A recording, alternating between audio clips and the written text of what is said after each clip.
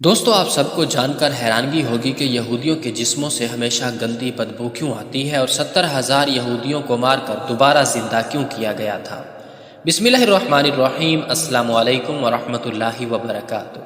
ہر بار کی طرح تاریخ کے ایک انوکھے واقعے کے ساتھ ایک بار پھر حاضر خدمت ہوں۔ اس دنیا میں یہودیوں کی ایک ایسی نسل بھی موجود ہے جن کی جلد کا رنگ مردہ انسانوں کی طرح پیلا ہوتا ہے۔ ان کے جسموں سے کسی مردہ گلی سڑی لاشوں کی جیسی بدبو ہر وقت خارج ہوتی رہتی ہے۔ ان کا نیا لباس بھی تھوڑے ہی عرصے بعد کسی مردے کے کفن کی طرح گرد آلود اور تار تار ہونے لگتا ہے۔ یہ لوگ اپنی اس کمزوری یا نشانی کو چھپانے کے لیے بھلے کتنے ہی پرفیوم اور خوبصورت لباس و میک اپ استعمال کر لیں، ان کی تینوں نشانیوں میں سے کسی ایک نشانی کی وجہ سے پہچانے جاتے ہیں۔ یہ لوگوں میں گھل مل کر اپنی شناخت چھپا لیتے ہیں، لیکن اپنی اس مستقل شناخت سے عمر بھر پیچھا نہیں چھڑا سکتے۔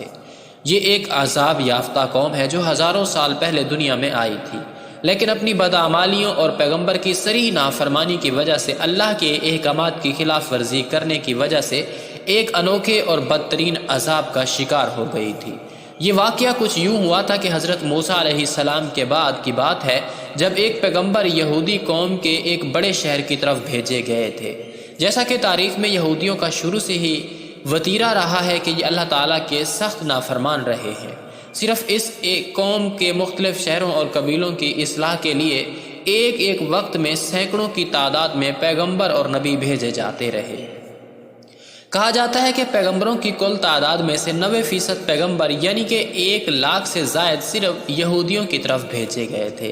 اسی طرح ایک قوم کی طرف جس شہر میں ایک پیغمبر کو بھیجا گیا وہ ایک بڑا شہر تھا، اس میں لاکھوں کی تعداد میں انسان رہتے تھے۔ ایک بار ایسا ہوا کہ پیغمبر نے اللہ کے حکم سے قوم کے لوگوں کو اکٹھا کیا اور نافرمانوں کے ایک لشکر سے جہاد کرنے کے لیے تیار ہونے کا حکم دیا، لیکن جیسا کہ یہودی روپے پیسے کی لالچ اور دنیا دار قوم ہے، جنگ و جدل سے دور رہنے والی لیکن سازشوں کے ذریعے دوسرے انسانوں کو آپس میں لڑوانے والی قوم ہے، لہٰذا انہوں نے پیغمبر کو انکار میں جواب بھی نہیں دیا، لیکن بہانے بازیوں سے پس و پیش کرنے لگے۔ پیغمبر ان کو روزانہ گھروں میں جا جا کر جہاد کی تیاریوں کا حکم دیتے، لیکن وہ دنیاوی زندگی میں اتنا کھو چکے تھے کہ موت کے تصور سے ہی گھبرا جاتے تھے۔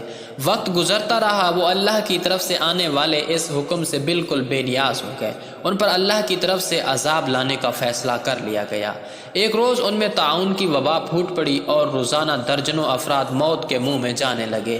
قوم کے چالاک اور ہوشیار لوگوں نے جب یہ صورتحال دیکھی تو ان کو یقین ہو گیا کہ ان کی نافرمانی کی وجہ سے ان پر اللہ کا عذاب نازل ہو چکا ہے۔ چنانچہ وہ لوگ اس شہر سے نکلے اور دور دراز کسی جنگل میں رہنے کے لیے چل کھڑے ہوئے۔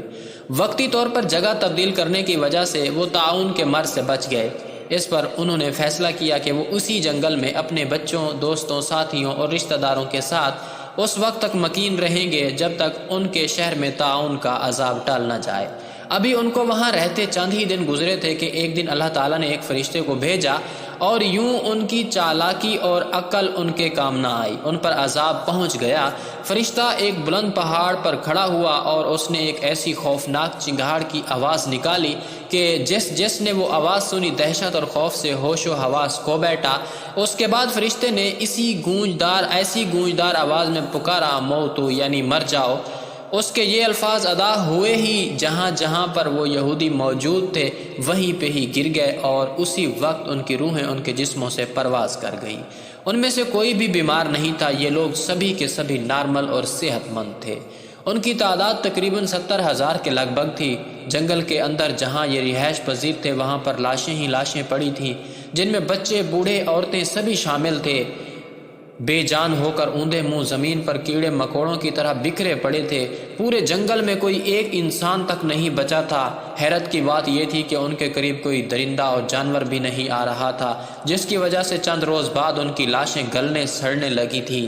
اتنے لوگوں کی لاشوں کی بدبو کی وجہ سے جنگل میں اور جنگل کے ارد گرد آبادیوں میں ناقابل برداشت بدبو پھیل گئی، جس پر علاقے کے لوگوں نے فیصلہ کیا کہ ان کو ایک جگہ اکٹھا کر کے ان کے چاروں طرف ایک دیوار بنا دی جائے۔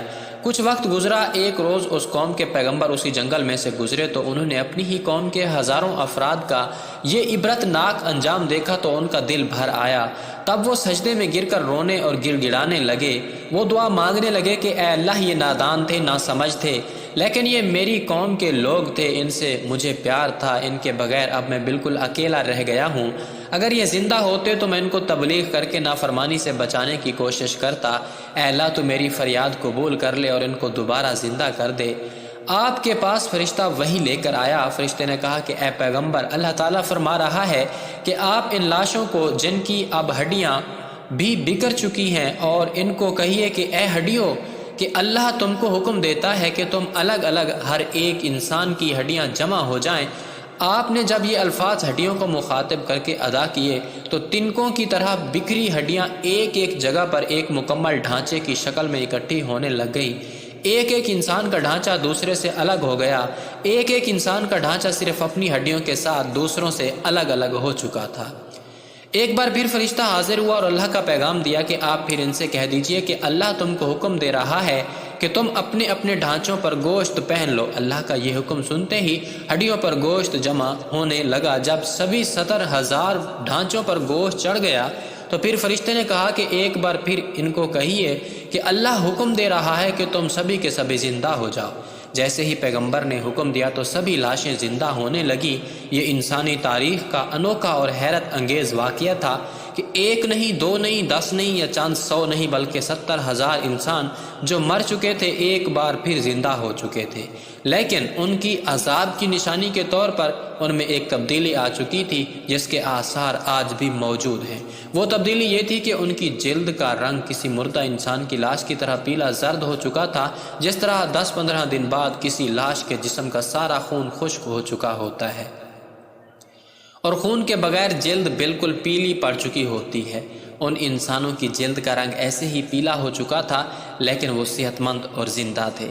دوسری تبدیلی یہ تھی کہ ان کے جسموں میں سے ویسی ہی بدبو خارج ہو رہی تھی جیسی 10-15 دن پرانی لاش کے جسم سے پیدا ہوتی ہے۔ تیسری تبدیلی یہ تھی کہ یہ جو بھی لباس پہنتے کچھ دن بعد اس کی حالت مردے کے کفن جیسی ہونے لگتی، جیسے قبر میں پڑا مردہ مٹی لگنے سے اس کا کفن میلا ہونے لگتا ہے اور کمزور ہو کر تار تار ہونے لگتا ہے۔ ان کے کپڑے میں ویسے ہی ہونے لگتے تھے۔ یہ تینوں نشانیاں ان کی زندگی میں شامل ہو چکی تھیں، حتیٰ کہ ان کے آنے والی نسلوں میں بھی یہ نشانیاں پائی جاتی ہیں۔ حتیٰ کہ آج بھی ہزاروں سال گزرنے کے بعد اس نسل کے یہودی دنیا میں جہاں بھی موجود تھے ان میں یہ تینوں نشانیاں موجود ہیں۔ قرآن پاک میں سورہ بقرہ میں ہے جس کا ترجمہ ہے، اے محبوب، کیا آپ نے نہیں دیکھا تھا وہ جو موت کے ڈر سے اپنے گھروں سے نکلے وہ ہزاروں تھے، اللہ نے ان سے کہا مر جاؤ اور پھر انہیں زندہ کر دیا۔ بے شک اللہ لوگوں پر فضل کرنے والا ہے مگر اکثر لوگ ناشکرے ہیں۔